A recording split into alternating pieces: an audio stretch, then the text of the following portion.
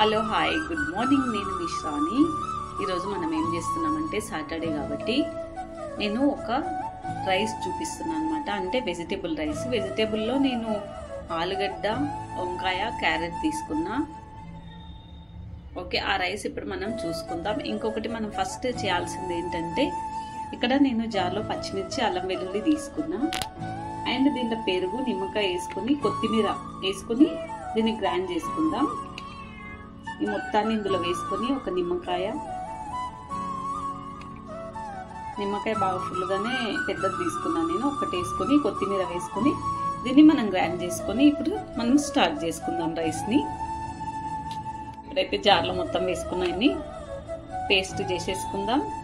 Okay, ఇక్కడ రైస్లోకి paste అయితే రెడీ అయిపోయింది. ఇప్పుడు మనం రైస్ని స్టార్ట్ చేసుకుందాం. ఓకే, స్టవ్ మీద గిన్నె పెట్టుకున్నా. ఇప్పుడు ఇందులో మనం నెయ్యి అండ్ ఆయిల్ వేసుకుందాం.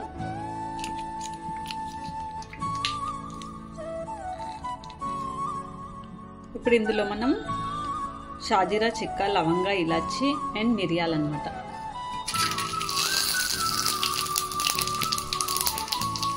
ఇప్పుడు ఇందులో ఉల్లిగడ్డ, పచ్చిమిర్చి,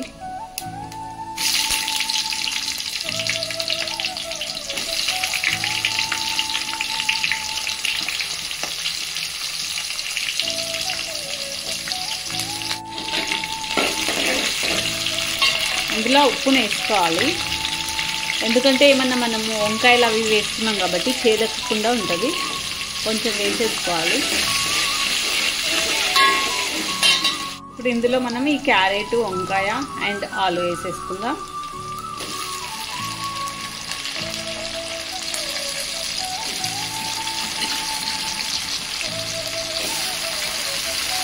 కొంచెం బాగానే ఎక్కువనే ఉండాలి రైస్లో, అక్కడొకటి ఇక్కడొకటి కాకుండా. ఈ వెజిటేబుల్ కొంచెం రైస్లో ఎక్కువ ఉండాలి.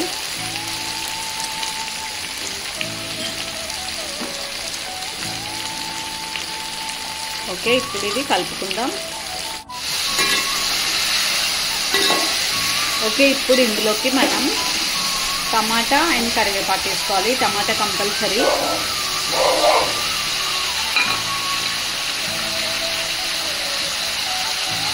ఇప్పుడు ఈ రైస్కి మనం పట్టిన పేస్ట్ ఇది చిన్న మంట పైన మంచిగా ఉడికించుకోవాలి.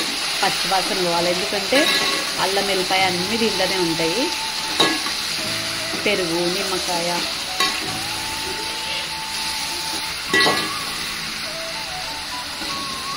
ఇది మగ్గించుకుందాం.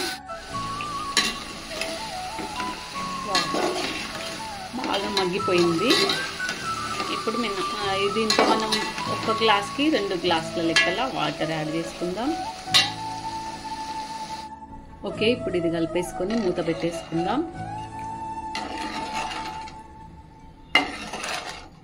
ఉప్పు చూసుకోవాలి ఇప్పుడే.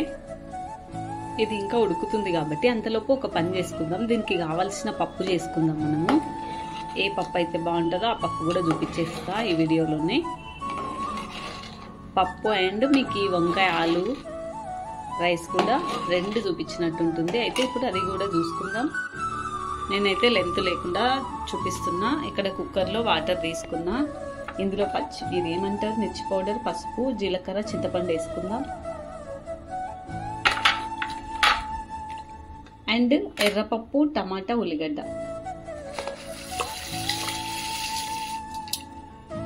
ఓకే, ఇది కలుపుకొని మూత పెట్టేసుకొని కుక్కర్ పెట్టేసుకుందాం. స్టవ్ మీద పప్పు కూడా పెట్టేసుకున్నా. ఇక్కడ మనం రైస్ని వేసేసుకుందాం దీంట్లో. ఇప్పుడు మూత పెట్టుకొని ఉడికించుకుందాం రైస్ని.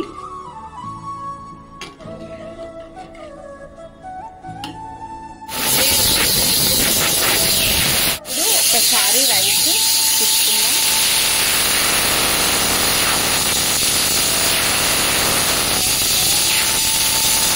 కొంచెం చిన్న గిన్నె తీసుకుంటాం. కొంచెం వెడల్పుగా చేసుకుంటే మనకి ఇంకా బాగా వస్తుంది రైస్. కలుపుకొని ఇది చిన్న మంట పైన మూత పెట్టేసుకుందాం. ఒక్కసారి అయితే రైస్ని చూసుకుందాం. అంటే ఇంకా మనకు కొంచెం దమ్ము కావాలి. అంతలోపు మనం పప్పు ఉడికిపోయింది, పప్పు చేసుకుందాము.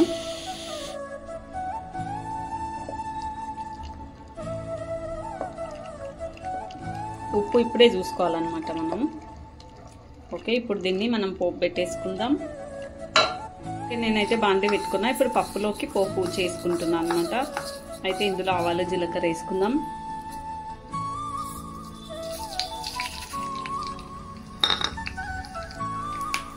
ఎల్లిపాయలు, మీతోన ఎండుమిర్చి ఉంటే వేసుకోండి, నాతో లేవు కాబట్టి. నేనైతే కరివేపాకు బాగా వేసుకుంటాను అనమాట, ఫ్రెష్ కరివేపాకు.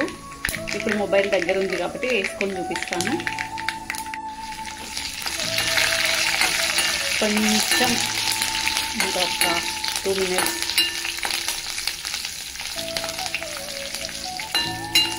అయిపోయింది, మనకు రైస్లోకి పప్పు కూడా రెడీ అయిపోయింది. ఇది ఇప్పుడు ఆ పప్పులో వేసేసుకుందాం. వావ్, మనకి రైస్లోకి అయితే పప్పు రెడీ అయిపోయింది. ఇప్పుడు మనం రైస్ కూడా తీసుకుందాం. ఇక్కడ రైస్ రెడీ అయిపోయింది, గిన్నెలోకి తీసుకుందాం. ఓకే, ఈ సాటర్డే రోజు మీరు కూడా తప్పకుండా ఈ ఫుడ్ని ట్రై చేయండి. ఇప్పుడు నేను కొత్తిమీర చల్లుకుంటున్నా. ఈ రైస్ అండ్ ఈ పప్పు తప్పకుండా ట్రై చేయండి, చాలా ఎమ్మి ఉంటుంది అనమాట. టేస్ట్ మాత్రం అదిరిపోతుంది అసలు. ఈ 2 కాంబినేషన్లు మీరు ఒక్కసారి ట్రై చేసి మళ్ళీ నాకు కామెంట్ చేయండి ఎట్లా ఉందనేది టేస్ట్.